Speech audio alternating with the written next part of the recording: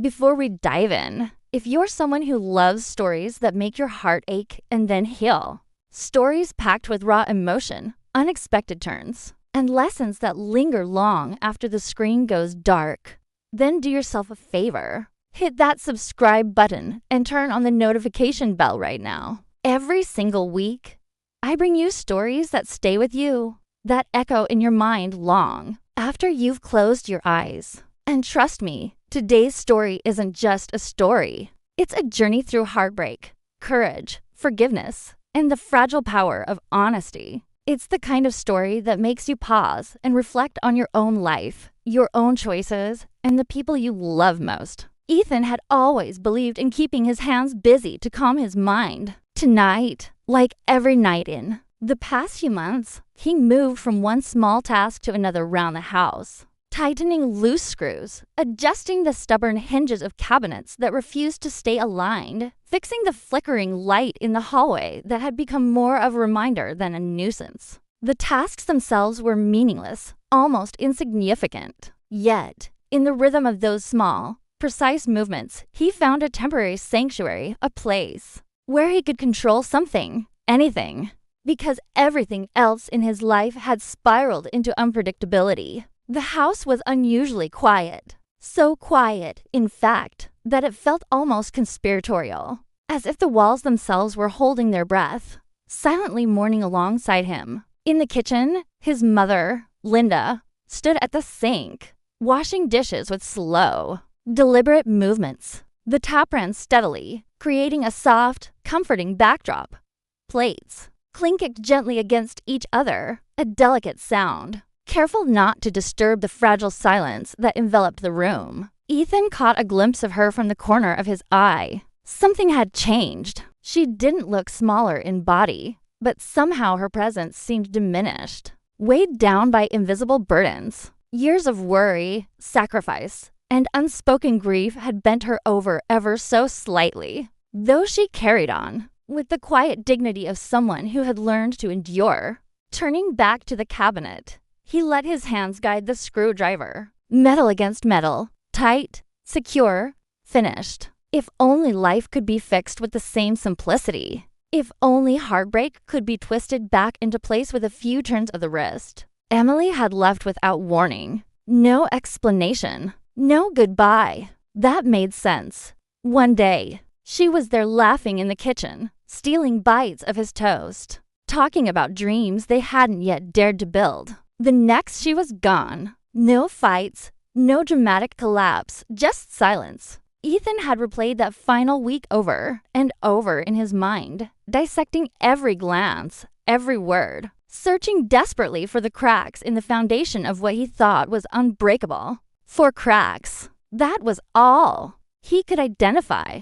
Yet every memory ended the same. Confusion, emptiness, a lingering sense of betrayal without a villain to blame. He wiped his hands on a cloth and leaned against the counter. Linda was still at the sink, though there were no dishes left. Her hands moved as if on autopilot, performing a ritual that grounded her in a world she couldn't control, much like him. And then it hit him. She had been holding it all together. Not just the physical aspects of the household, the bills, the repairs, but the emotional weight, too. His heartbreak, her own fears, the quiet grief of a home that had lost its laughter, and the conversations that no longer happened. She had been carrying it all silently, without thinking.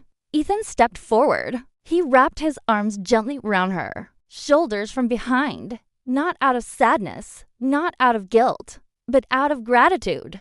Gratitude for her strength, her patience, for never once saying, "You need to move on." Even if she had thought it, she had never voiced it. Linda stiffened at first, surprised by the sudden contact, and then she softened, leaning into his embrace. Her hands, still damp from washing, rested lightly on his arms. For a long, suspended moment, neither spoke. Then she inhaled sharply, a breath that trembled with years of unexpressed emotions. Ethan pulled back just enough to meet her eyes. Her gaze was heavy, layered with grief, love, exhaustion, and a weight only he could begin to understand. "Mom," His voice was soft. She turned off the faucet, and the sudden silence felt louder than the running water had ever been. "Ethan," she whispered, her voice quivering in a way he had never heard before. "There's something I should have told you a long time ago." His heart didn't sink. Instead, it leapt, not in fear, but in anticipation. There are moments in life when the axis of your world shifts. Invisible, unrelenting forces that quietly realign everything you thought you knew. This was one of those moments. "What do you mean?" he asked, trying to steady his voice. She dried her hands slowly, deliberately, as if buying time, as if arranging her thoughts. "Not here," she said softly. "Let's sit." They moved to the dining table, the same table that had once witnessed birthdays, laughter, burnt pancakes, late-night arguments, and dreams mapped out in coffee-stained notebooks. Now, it felt more like a courtroom than a family space. Linda sat across from him, fingers trembling slightly as she pulled a worn, creased envelope from a drawer. Time had softened its edges, yet the weight it carried was palpable. "This came the week after Emily left," she said, her voice barely above a whisper. "It was addressed to you." Ethan stared at it. The world around him narrowed. His mind raced. A letter from Emily. Why? Hadn't I seen it? Why now? "She asked me not to give it to you," Linda continued, her voice thick with regret. "She said it would only make things harder." She didn't have the strength to explain herself back then. She thought space would protect you, and you agreed. Ethan's voice wasn't angry. It was wounded. "I thought waiting would spare you more pain," she admitted. "But I see now that I only prolonged it." He picked up the envelope, its weight pressed down, not physically, but emotionally. Inside was a year's worth of unanswered questions, sleepless nights, and buried doubts. His thumb hovered over the seal, hesitant. Then there was a knock. Soft, deliberate, familiar. Both froze. "Ethan, are you home?" His breath caught. It couldn't be, but it was. Emily. Over a year had passed.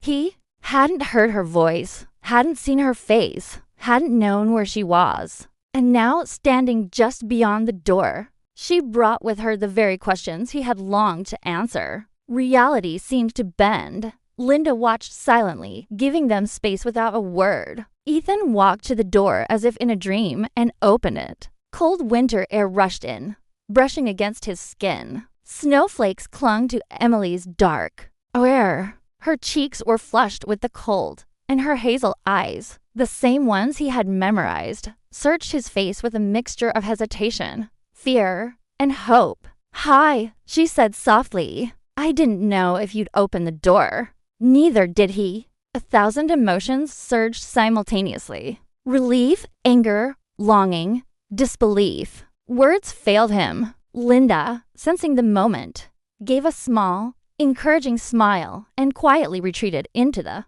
background. Emily's gaze dropped to the envelope in his hand. "So she finally gave it to you," she murmured. "You knew?" he asked. "I hoped," she replied.